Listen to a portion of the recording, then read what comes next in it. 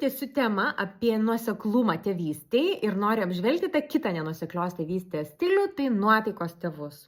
Tokiem tėvam stuburo užtenka, bėda ta, kad jų reakcija į vaiko elgesį labai priklauso nuo to, kokios yra nuotaikos tėvai, pavargę, nepavargę ir tarkim, kai nuotaika yra gera, jie gali iš kažkokio netinkamo vaiko elgesio ir pasijuokti, priimti kaip juoką, pražiūrėti per pirštus, bet jeigu tėvų nuotaika bloga, lygiai tas pats elgesys gali tėvus įsiutinti ir tada jau jų reakcija bus visiškai kita. Jie gali šaukti, gali grasinti, gali taikyti kažkokias iš anksto nenustatytas, nesutartas bausmes, nežinau, gali moralizuoti. Kas yra blogai?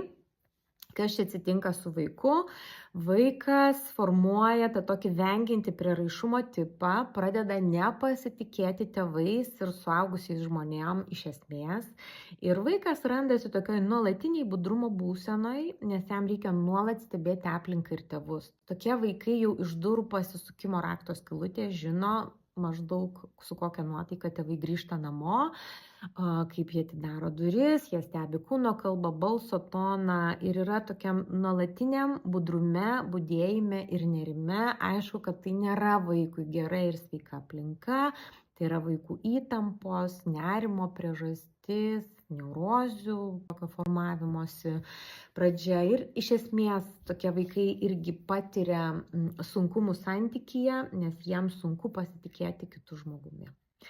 Tai jeigu patiko, dalinkitės, nekartokite iš tos klaidos. Kitam video pakalbėsiu apie nuoseklų tėvystės stilių.